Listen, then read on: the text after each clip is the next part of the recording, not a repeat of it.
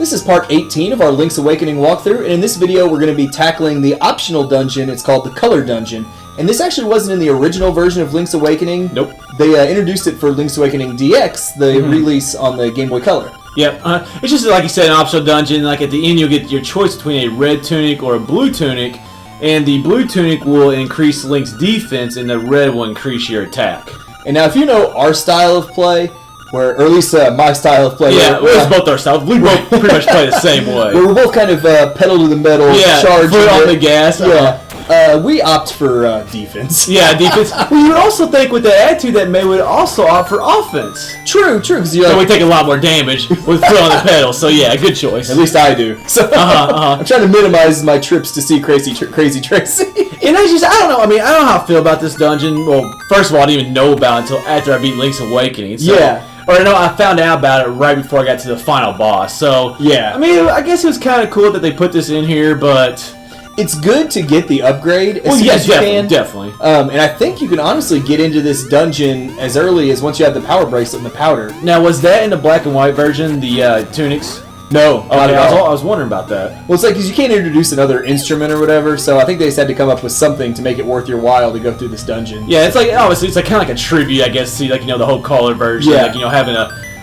I would say it's probably the most colorful dungeon, really. It definitely is. Yeah. I mean, just look at the tiles on the floor. I mean, the name would indicate that, but although I have to say, those tiles on the floor in the next room that I was jumping around on, that bounce you around, it took me forever to realize. When you land on it the first time, it turns yellow. When you land on it the second time, it turns red. When you land on the third time, it turns into a hole. Now, one cool thing about that room right there is that's the only time in this whole game we find green rupees. Yeah. And green rupees are actually worth 5 in this game. Yep. And blue are only worth 1, so it's actually switched from every Zelda game. I know, it's a nice little reversal there. I read that today. I was like, I'm going to mention that one. Heck yeah. Well, no, and I absolutely love this part. This might be my favorite gameplay of all Reds. Like, you seriously look like Shaq shooting free throws right there. The sad thing is, this is probably a realistic image of me playing basketball. Right? I'm a decent shooter, so I can't say that. Well, I was like 5 years ago, but I was gonna say 15, but it was only 5. Yeah, but it ticked me off so much, because it would bounce right over this. I really did think you had him when you went to the top right there, but yeah, I love this part. The first time I saw this, I was rolling. Well, I mean, the red one didn't give me any problems whatsoever, but this green one just did not want to get in the hole. Like, you shot the first couple times, I was like, okay, it's a little bit more difficult, so I'll let it slide, and then you just kept missing. I was like, yes, I can't wait to commentate this. Later on, when we have to do it again, I do a little better job, but... Red, the big diesel. Yeah,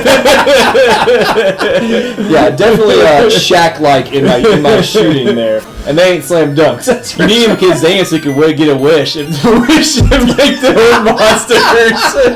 Oh my god, that was such a crappy movie. Jesus, Kazam, sorry. Now, that owl gives you the hint that you need to make all the red crystals blue to advance.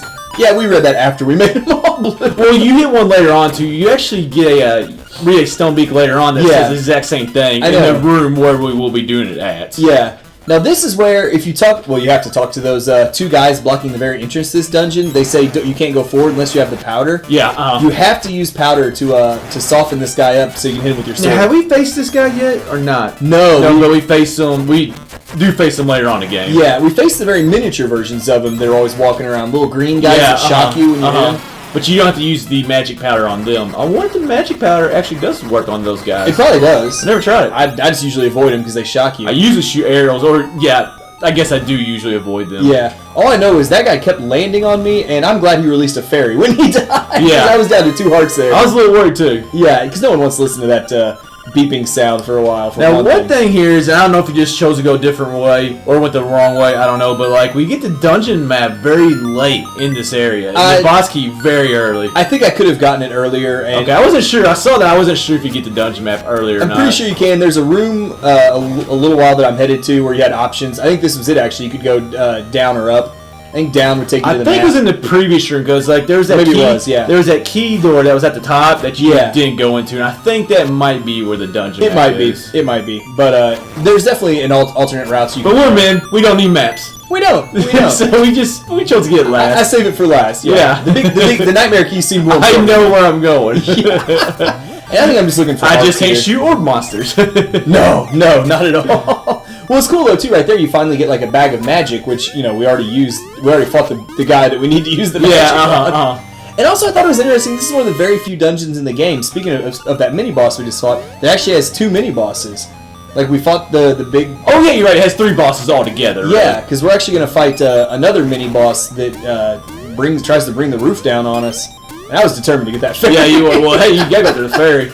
You've been determined to get your OCD's kicked in a little bit in this walkthrough. You've been determined to get some enemies in every single room. I certainly have. I love this fight right here because you obviously know that you have to jump to avoid his jumping, and you just like, oh, screw it, I'm not going to worry about it. Well, I think the problem is I tried jumping and it still affected me. Oh, so really? I don't think you can avoid it.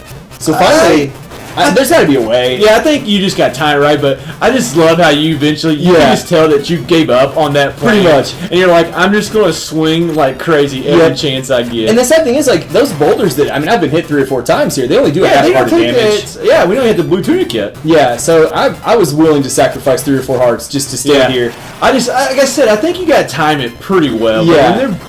I guess, or no, it's his jump. It's not the boulders that cause it. It's his jump, so. And I just gave up on it because I loved it. It still stunned me a couple times. I'm like, screw this. You tried the first couple times, you're just like, I'll forget this. Yeah, it wasn't worth it anymore. I was like, when I saw that the things weren't doing much damage, I'm like, I'm just going to camp out here. And the thing is, like, you can't hit him while he's jumping. So, like, he'll jump 2 times in a row and you have to wait to hit him. You would think with your feather you could jump up and hit him since you're hitting him in the, I guess, the legs to take damage from him. So. And that's what we'll eventually do to the final boss of this dungeon, is we use the feather to hit the top part of him. I do really like the boss in this dungeon. I did too. He gave me not so much face. That's what I mean. I love the rock feather, and it's just, in my opinion, it's not used in many games. I know in like the console games, Link jumps automatically, but I don't know, it just makes it really fun being able to use that feather and fight at the same time. It's hard not to just jump around everywhere, as you've seen me try to resist from doing. Well, I went through the whole game and didn't even know that you could jump diagonally. Oh yeah, because so I'm there jumping like up, down, left, and right. I was like, oh my gosh, I wish I'd known that. And man, when you jump diagonally, you fly. Yeah, you do. You jump so much farther. Yeah, which doesn't make a whole lot of sense. You do a lot better in this room, Red. I know. You look like Ray Allen shooting free throws in here.